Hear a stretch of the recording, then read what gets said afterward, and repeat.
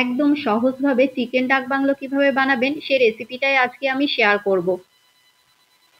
Chicken ডাক bungalow বানানোর জন্য এখানে দুটো ডিম আর আলুটাকে আমি সেদ্ধ বসিয়ে দিয়েছি, ওইদিকে ওটা সেদ্ধ হতে থাক আর এইদিকে আমি মাংসটাকে ম্যারিনেশন করে নেব। এখানে 500 গ্রাম মতো মাংস নিয়ে নিয়েছি। মাংসটাকে খুব ভালো মতো পরিষ্কার করে ধুয়ে নিয়ে জলটা কিন্তু ঝরিয়ে নিতে হবে। আমি জলটা ঝরিয়ে নিয়েছি। এবার মাংসের মধ্যে দিয়ে দিলাম জল ঝরানো টক দই 2 টেবিল চামচ। মাংসের পরিমাণ বুঝে আপনারা মশলাগুলো দেবেন। হাফ টেবিল চামচ দিয়েছিলাম জিরে বাটা, আপনারা চাইলে জিরের গুঁড়োও দিতে পারেন। আমি হাফ টেবিল চামচ জিরে বাটা, হাফ টেবিল চামচ আদা বাটা, হাফ টেবিল চামচ রসুন বাটা, আদা আর কাঁচা লঙ্কা কিন্তু আমি একসঙ্গে বেটে দিয়েছিলাম, হাফ টেবিল চামচ ধনিয়া গুঁড়ো, আর দিয়েছিলাম হাফ টেবিল চামচ হলুদ গুঁড়ো, টেস্ট অনুযায়ী লবণ, আর দিয়েছিলাম এখানে লঙ্কা গুঁড়ো হাফ টেবিল চামচ, 1 টেবিল চামচ দিয়েছিলাম কাশ্মীরি লঙ্কার গুঁড়ো কালারের জন্য, আর গোলমরিচের গুঁড়ো দিয়ে দেব হাফ টেবিল চামচ। যেহেতু গোলমরিচের গুঁড়ো যাচ্ছে, আপনারা কাঁচা লঙ্কা আর এমনি ঝাল লঙ্কার গুঁড়োটা সে বুঝে দেবেন। আর এখানে 3 থেকে 4 টেবিল চামচ মানে ওই 4 টেবিল চামচ দিয়েছিলাম সর্ষের তেল। এবার সমস্ত কিছুকে খুব ভালো মতো মিশিয়ে নিতে হবে। মেশানোর কাজটা খুব সুন্দর মতো করবেন যেন সমস্ত মাংসর পিসের গায়ে মশলাটা খুব ভালো মতো লেগে যায়। খুব সুন্দর মতো করে কিন্তু মাংসটাকে ম্যারিনেশন করে নিতে হবে। এবার এটাকে আমি রেস্টে রেখে দেবো 1 ঘন্টা। 1 থেকে 1.5 ঘন্টা আপনারা রেখে দেবেন। এবার আমি মাংসটা মানে চিকেন ডাক বাংলো বানানোর জন্য একটা ভাজা মশলা রেডি করে নেব। দিয়ে দিলাম কড়াইয়ের মধ্যে একটা শুকনো লঙ্কা আর লবঙ্গ, এলাচ, দারুচিনি ওই 2 থেকে 3টে মতো দিয়েছিলাম, গোলমরিচ দিয়েছিলাম 3 থেকে 4টে, হাফ টেবিল চামচ দিয়েছিলাম গোটা ধনে আর হাফ টেবিল চামচ দিয়েছিলাম গোটা জিরে। গ্যাসের আঁচটা হাই ফ্লেম করে দিয়ে খুব সুন্দর মতো করে ভেজে নিতে হবে। আমার ভেজে নেওয়া হয়ে গিয়েছে, একটা পাত্রে তুলে নিচ্ছি। খুব ভালো মতো ঠান্ডা হয়ে এলে এটাকে খুব সুন্দর মতো করে বেটে নিতে হবে। এবার মাংসটা আমার ডাক বাংলোটা বানানোর জন্য ওই কড়াইয়ের মধ্যে দিয়ে দেবো হাফ কাপ মতো, দিয়ে দিলাম সর্ষের তেল, তেলের মধ্যে দিয়ে দিলাম কিছুটা পরিমাণে লবণ আর কিছুটা পরিমাণে হলুদ গুঁড়ো।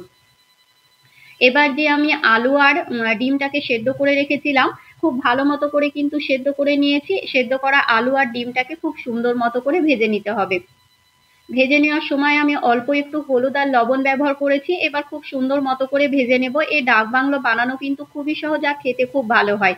আমার ভেজে নেওয়া হয়ে গিয়েছে, ডিমটা তুলে নিচ্ছি, আলুটাকেও কিন্তু খুব ভালো মতো ভেজে নেব।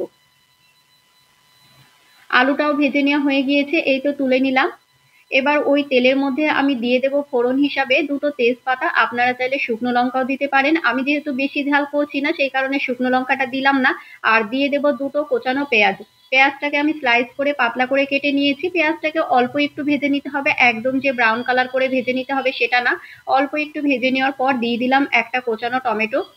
টমেটো আর পেঁয়াজটাকে একটু ভেজে নেব।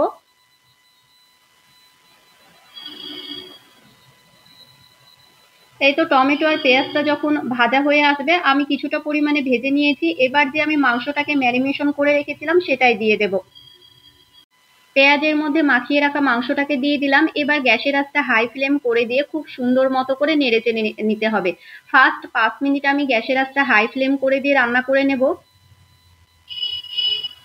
এক্সট্রা এই মুহূর্তে জল দেওয়ার কোনো প্রয়োজন নেই, যেহেতু টক দই আর পেঁয়াজ দেওয়া আছে, মাংস থেকে কিন্তু অনেকটা পরিমাণে জল বেরোবে, সেটা দিয়ে কষানো হয়ে যাবে। আমি 5 মিনিটের জন্য ঢাকনা বন্ধ করে রেখেছিলাম। 5 মিনিট পর দেখুন অনেকটা পরিমাণে জল বেরিয়েছে।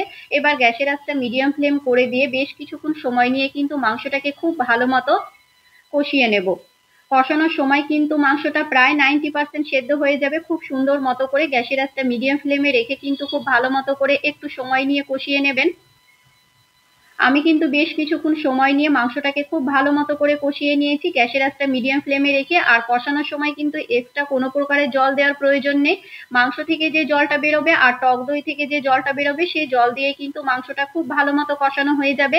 মাংসটার কালারটা দেখলে বুঝতে পারবেন অনেকটা কিন্তু চেঞ্জ হয়ে এসেছে আর মশলাটাও কিন্তু খুব ভালো মতো কষানো হয়ে গিয়েছে।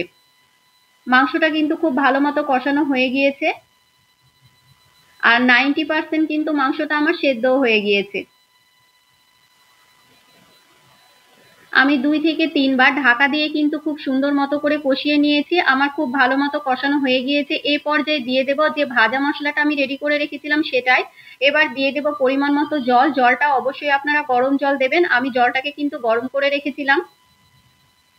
বেশি জল দেওয়ার প্রয়োজন নেই, যতটা আপনাদের মাংস সেদ্ধ হতে লাগবে ততটাই জলটা দেবেন। যেহেতু এটা বেশি ঝোল হবে না, একটু গামাখা গামাখা, আর আলুটা যেহেতু সেদ্ধ আছে সে কারণে কিন্তু আলুটা আমি জলটা দেওয়ার পরই আলুটা দেব। জল দেওয়ার পর এখানে ভেজে রাখা আলু আর ডিমটাকে দিয়ে দিলাম। এবার সমস্ত কিছুকে খুব ভালো মতো মিশিয়ে নিয়ে খুব সুন্দর মতো করে টকবগিয়ে ফুটিয়ে নিতে হবে। এবার 7 থেকে 8 মিনিট রান্না করলেই কিন্তু চিকেন ডাক বাংলো একদম রেডি হয়ে যাবে। এই চিকেন ডাক বাংলোটা খেতে কিন্তু একদম অন্য রকমের টেস্ট লেগেছিল, খুবই ভালো লেগেছিল। আপনারা বাড়িতে একবার হলেও বানিয়ে নিতে পারেন। সমস্ত কিছুকে খুব ভালো মতো করে মিশিয়ে নিতে হবে, খুব সুন্দর মতো করে মিশিয়ে নিয়ে খুব সুন্দর মতো করে কিন্তু একদম ফুটিয়ে নিতে হবে। আমি প্রায় 7 থেকে 8 মিনিট কিন্তু একদম টকবগিয়ে ফুটিয়ে নিয়েছিলাম গ্যাসের আঁচটা মিডিয়াম ফ্লেমে রেখে।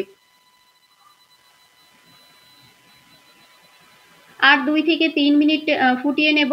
এরপর কিন্তু গ্যাসটা বন্ধ করে দেব। অনেকটাই কিন্তু ঝোলটা টেনে এসেছে। দেখুন আমার কিন্তু চিকেন ডাক বাংলা একদম রেডি হয়ে গিয়েছে। গরম গরম ভাত কিংবা ফ্রাইড রাইস কিংবা রুটির সঙ্গে কিন্তু জাস্ট জমে যাবে। রেসিপিটা কেমন লাগলো কমেন্ট করে জানাতে একদমই ভুলবেন না।